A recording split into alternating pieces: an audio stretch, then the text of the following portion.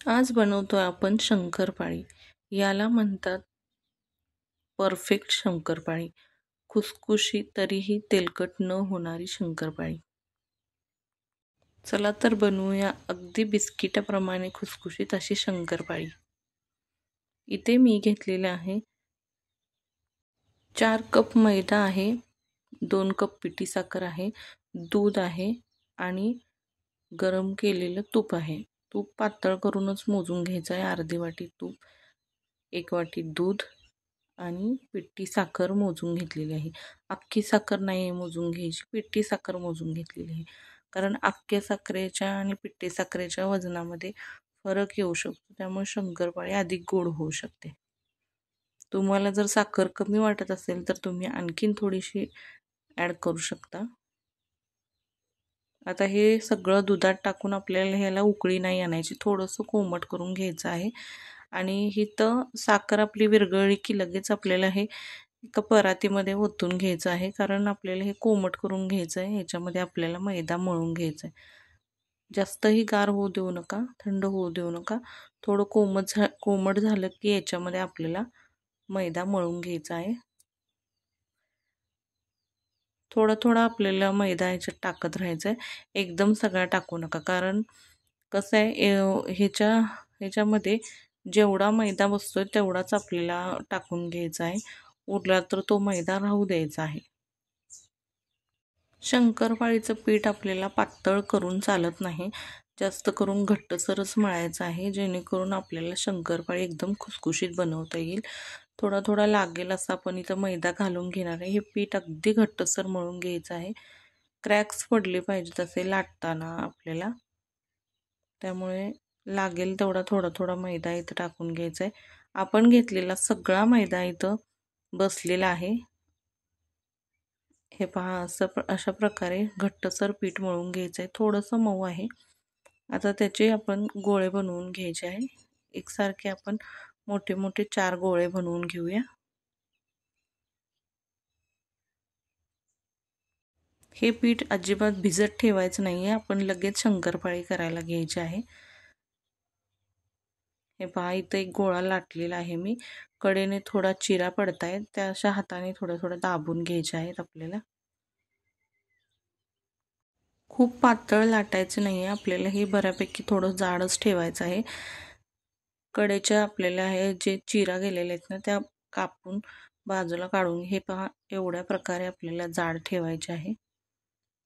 हे कापून काढून आपल्याला चौकोनी आकार देऊन व्यवस्थित आपली शंकरपाळी कापता येईल अशी, आणि आपली बिस्किटाप्रमाणे खुसखुशीत होण्यासाठी जाडसरच लाटायची आहे. आता आपली लाटून झालेली आहे. आपण इथं सगळ्या कापून घेणार आहेत. इथं मी चौकोनी लहान छोट्या छोट्या आकाराच्या कापणार आहे. तुम्हाला जसा आकार आवडतो तसं तुम्ही कापून घेऊ शकता.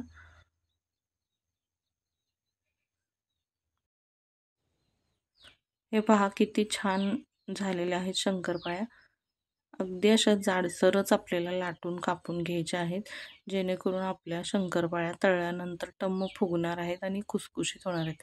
अगदी बिस्किटाप्रमाणे खुसखुशीत होण्यासाठी आपल्याला शंकरपाळी अशी जाडसरच कापून घ्यायची आहे. आता या सगळ्या शंकरपाळ्या मी या ताटात काढून घेणार आहे. तेल गरम करायला ठेवून आपण लगेचच या शंकरपाळ्या तळायला घेणार आहे. इथे मी सगळ्या शंकरपाळ्या बनवून घेतलेल्या आहेत. इकडे आता तेल गरम करायला ठेवलेलं आहे. तेल बरेच गरम झालेलं आहे. शंकरपाळीसाठी तेल अगदी मध्यम गरम हवं आहे.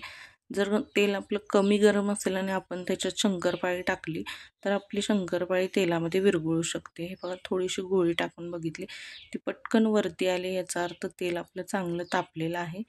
आता थोड्या थोड्या शंकरपाळ्या टाकून असं गोल गोल गोल गोल फिरवत राहायचं आहे, जेणेकरून आपली शंकरपाळी सगळ्या बाजूने व्यवस्थित तळली जाते. थोड्या थोड्या शंकरपाळ्या तळून घ्यायच्या आहे, कारण कसं असतं, आपण याच्यामध्ये करताना तूप घातलेलं असतं, त्यामुळे त्या तुपामुळे आपली शंकरपाळी कदाचित तेलामध्ये विरघळू शकते, तुटू शकते. त्यामुळे थोड्याशा तळून बघायच्या. जर पहिली बॅच आपली चांगली व्यवस्थित तळली गेली तर म्हणायचं की सगळ्या शंकरपाळ्या छान आलेल्या आहेत. त्यामुळे आपण बाकीच्याही शंकरपाळ्या अशा सोनेरी रंगावर तळून घेणार आहे. एकसारखा बिस्किटासारखा कलर येईपर्यंत आपल्याला तळून घ्यायचे आहे. गोल गोल फिरवत सगळीकडून व्यवस्थित छान अशा कलरवर तळून घ्यायचे आहेत. हे पहा छान कलर आलेला आहे. आता आपण याला काढून घेऊया.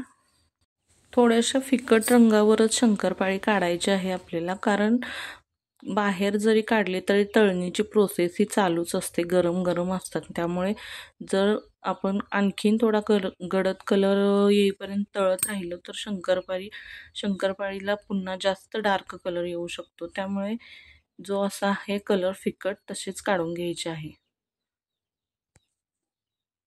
हे पहा अशा कलरची. अशा प्रकारे सगळ्या शंकरपाळ्या इथं तळून घ्यायच्या आहेत. आता आणखीन एकदा आपण थोडं टाकून असा कलर आला पाहिजे, थोड्याशा टाकून घेऊन परत तळणार आहे.